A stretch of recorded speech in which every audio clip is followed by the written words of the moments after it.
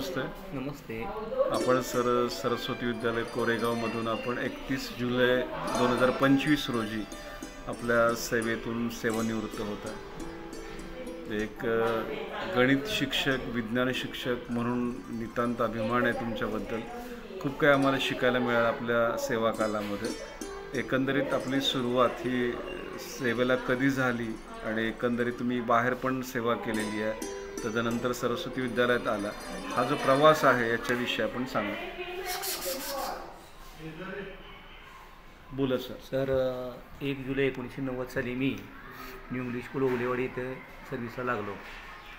त्या ठिकाणी गणिताचा भरपूर सराव करून गणितामध्ये भरपूर अशी कच्ची असणारे विद्यार्थी किंवा टॉपर असणारे जे आहेत त्यांना उच्च पातळीवर नेऊन ठेवण्याचा प्रयत्न केलेला आहे. आणि पहिलं गणित म्हणजे क आणि ड विभाग असायचा. क आणि ड ची उदाहरणं आनंदानं सोडवायची, मुलंसुद्धा सोडवायची, आम्हीसुद्धा सोडवायचो.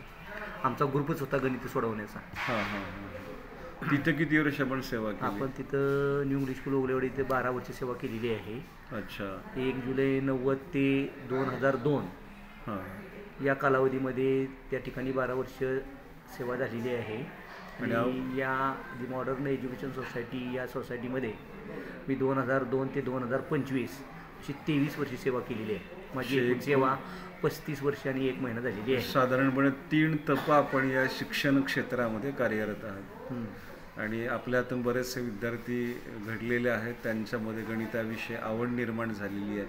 असं वास्तविक आपल्या संस्थेच्या सर्व शाखांमध्ये आपल्या ज्ञानाचा खूप चांगला लाभ हा मुलांना झालेला आहे. मुलांना देखील खूप चांगल्या पद्धतीचं ज्ञान त्यांना मिळालं. आणि गणित विषयाबाबतीत कसं आहे की आपण शिकवत असताना मुलांचे डोळे सांगतात आपल्याला, त्याला किती देहबोली त्याला म्हटलं जातं. मुलांना कळालं का नाही ते त्यांच्या चेहऱ्यावरूनच कळतं आणि त्यांना समजलंय हे म्हटल्यानंतरचा आनंद वेगळा असतो.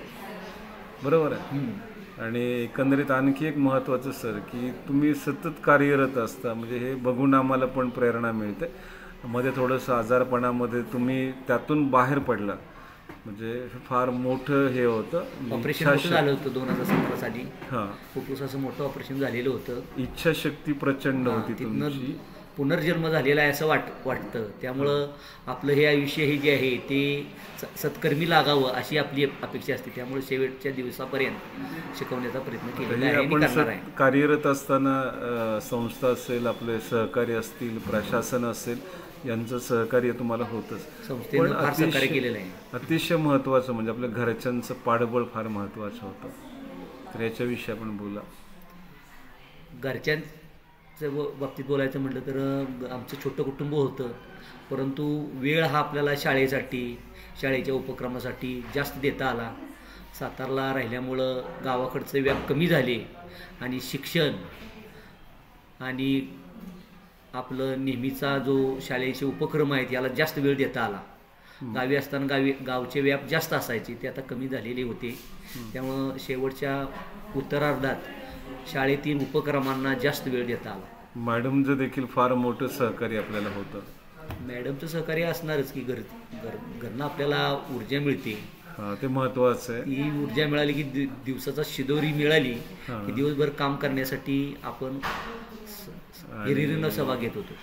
आपण ज्याप्रमाणे आपल्या शाळेतील मुलांना ज्याप्रमाणे ज्ञानदान केलेलं आहे, मुलं चांगली घडवलेली आहेत, त्याचप्रमाणे आपली मुलं देखील चांगली आता शिक्षण क्षेत्रामध्ये चांगलं काहीतरी करतात. चिरंजीव तन्मय आणि आपली सुकन्या तन्वी तर ते पण चांगलं गणित या विषयांमध्ये चांगली आहे ती. आणि तन्मय देखील आता त्याची 12वी झालेली आहे, चांगले गुण त्यांनी प्राप्त केलेले आहेत आणि पुढच्या शिक्षणासाठी त्याची वाटचाल सुरू आहे. त्याला मूळचीच प्रेरणा जास्त होती. दोघांनाही गणित चांगलं आवडत होतं.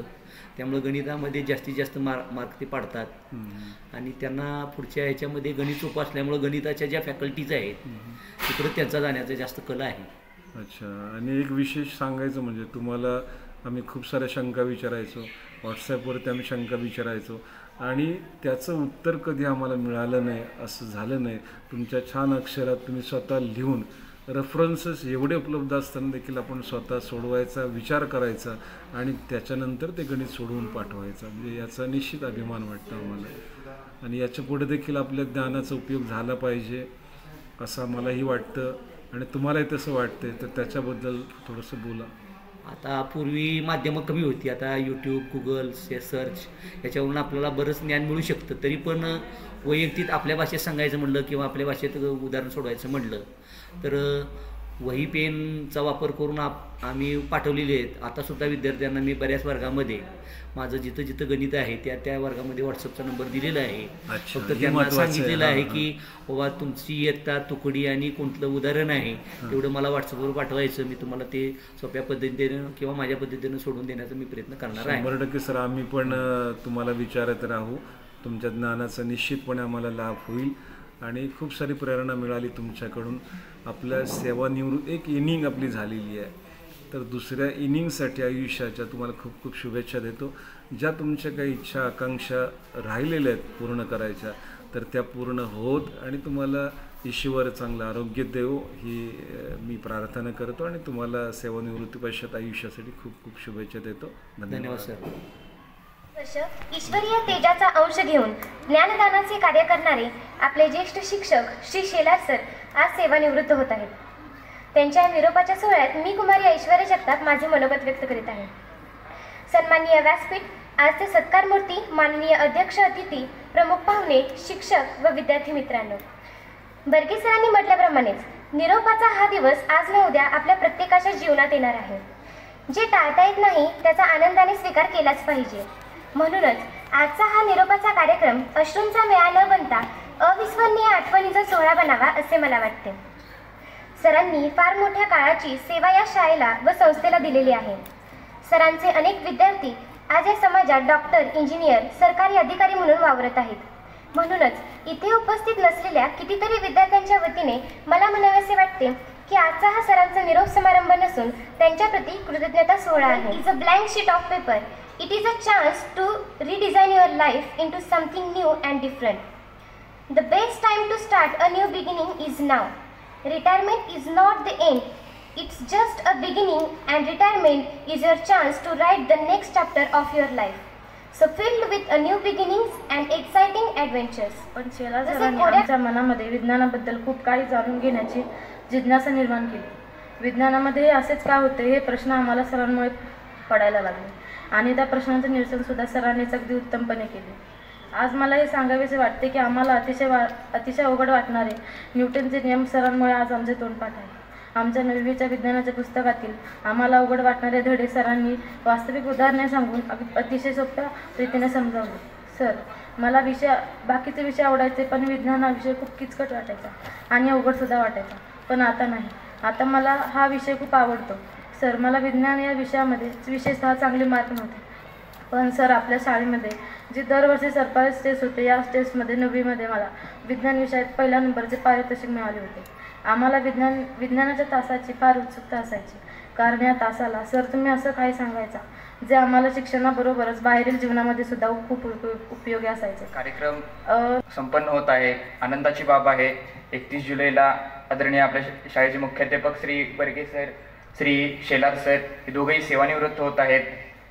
खरं तर मगाशी गोळे सरांनी असा उल्लेख केला की पोलीस डिपार्टमेंटसारखे, त्या डिपार्टमेंटवरून मला एक आठवलं की त्यांची कराडला 12 वर्षी सर्व्हिसमेंट झाली आणि या सातारामध्ये त्यांची 23 वर्षी सर्व्हिसमेंट झाली.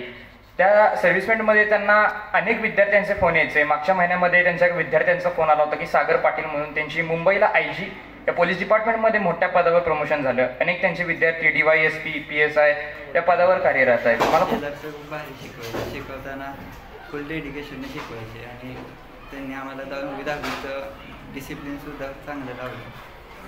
त्याचा फायदा मला आत्तासुद्धा होतो. तिथलं कॉन्सेप्ट सगळं समजून घेताना लगेच समजतं. लगेच समजा आणि समजलं नाही तर स्टाफ रूममध्ये बोलवून समजून पण द्यायचे. सर सांगायचं. आणखी काय सांगशील सरांच्याबद्दल? क्लास टीचर कोण होते तुम्हाला? हां, काय सांगशील सरांच्याबद्दल? त्यांनी आम्हाला डिसिप्लिनचा पाया घातला. सगळ्यांना वळण लावलं, सगळ्यांना शिस्तीत आणलं. भविष्यात काय म्हणणार आहेस तू? लेफ्टनंट. लेफ्टनंट. निश्चितपणे याचा फायदा तुला होईल भविष्यामध्ये. यासाठी शुभेच्छा तुला.